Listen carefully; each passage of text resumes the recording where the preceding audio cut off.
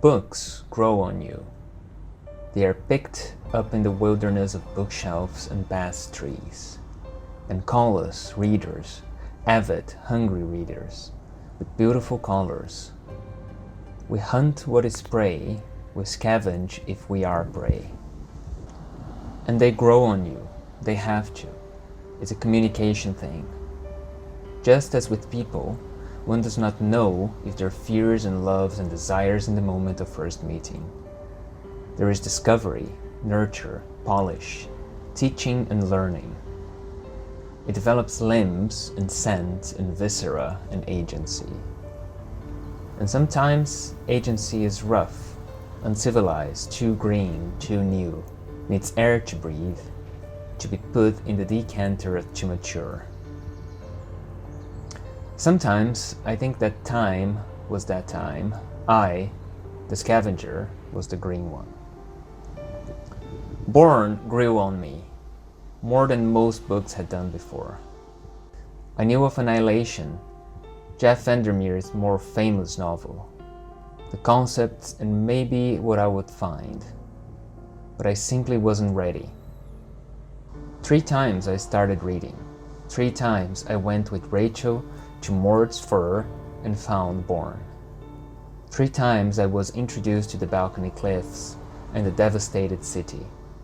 The first time, Borne had eaten some lizards and I left. The second, Rachel and Borne left to the city by themselves. And by the 3rd time, then I understood what Borne meant. Welcome to Notes on Borne by Jeff Vandermeer.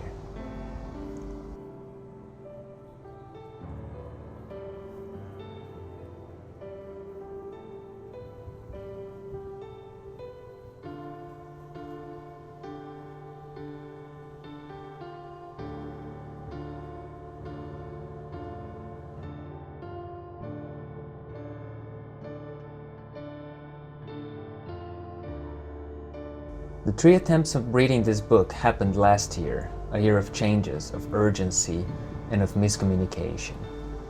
Safety and security were challenged. Universal and world-changing powers were being misused by pretenders, magicians without magic, and people would put themselves at risk to survive and to protect. Throughout the year, I tried to make my mind wander and focus on a story far from this world. Science fiction, fantasy, alternative reality. The truth was, stories are not simply escapism, but conduits of reality. And I didn't know how much I needed Borne until I made my way through it. Their stress, their fears, and their will to survive. This is not a review, it's a recollection. It's a memory stamp, a reality I was able to share with the author. This is not a book about a monster that tyrants over a devastation. This is not a book about an alien species that encounters the hero and go on adventures. This is not a book about the end of the world. This is a story of nature, nurture, growth, and communication. Borne is about strangeness becoming normal. It's about identity in a sea of sameness, and uniqueness in a storm of survivalism. Borne is found by Rachel, the scavenger, in the fur of the sleepy Mord, the tyrant flying bear, who oversees the whole region surrounding the mysterious company. She brings it home, cares for it, teaches it, loves it, and imprints her own understanding of life into Borne. Borne, the novel, is about findings, about reaching for things to care and for things beyond simply surviving in a world full of things that want to kill you. Borne is also about memory and identification and belonging. Throughout the book, we spend time with Rachel, Wick, and Borne. All of them are aspects of memory and recollection. Rachel, the present, is living and surviving, is administering the drips of ideas and ideals she has into her day-to-day life in the balcony cliffs. She hunts and is hunted. She feeds and is fed. She reigns in the locomotion of the current time. Weak, on the other hand, is the past, chewing and masticating in what has been and what could have been. His life before the cliffs, his connection with the magician, with Mord, with the fish project, with the company, with what Rachel was or used to be.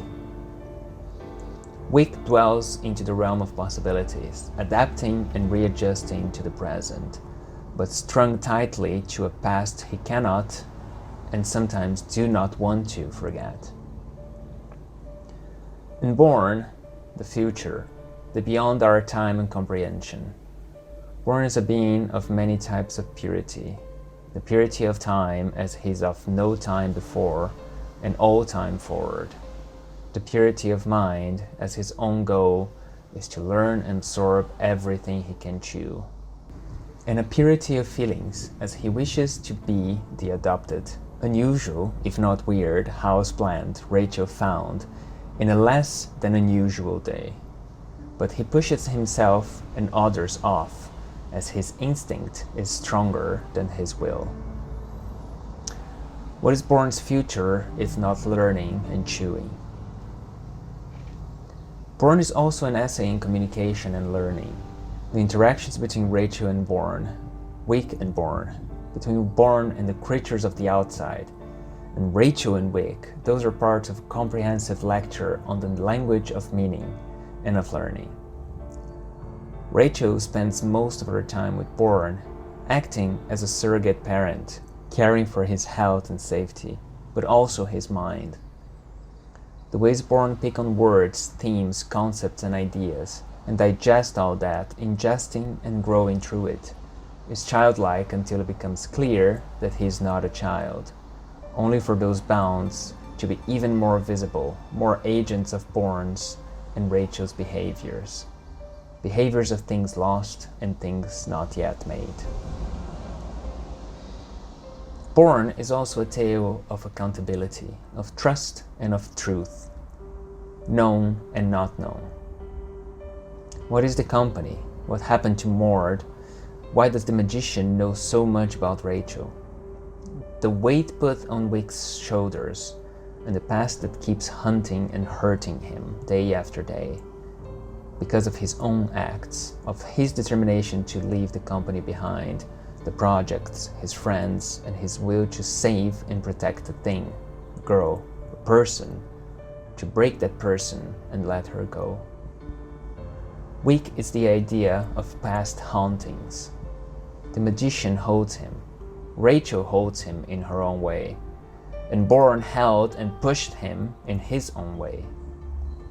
The will to stand down and save, breached by the present that he brought in, and the future that she brought back.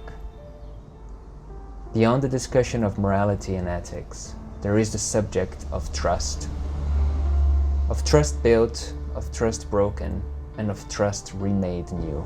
I prefer the old betrayals, the ones based on trust. My presence beside him tells him all he needs to know. And no matter what else he has done in his life, Wick has never killed anyone with a rock, nor does Wick sells memories anymore.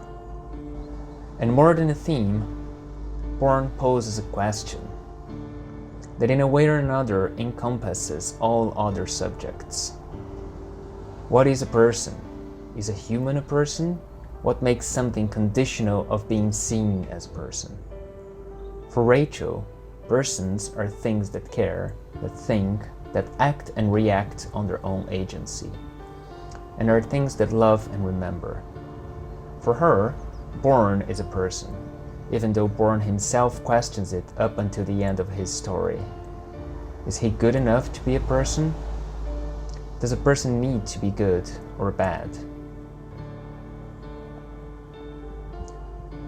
Borne is a story that grabbed me and brought me to the labyrinths of the city, and the nurture you teaches you how to communicate, how to understand, how to survive, and how to perceive the reverberations of a larger universe of beings that made home and turf in the desolated remains of a burned past.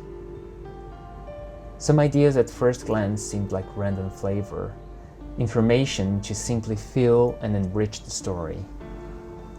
But in the end, Jeff Vandermeer, like a gardener, collects the fruits of his work and gives to the reader the plentifulness of his orchard, and feeds our journey to the belly of the monsters, of Mords and of Bornes. Borne is a book that took its time to grow on me, but patience, care, and the guiding but yet distant hand of the author makes this journey an experience on communication, learning, and the nature of what a person is.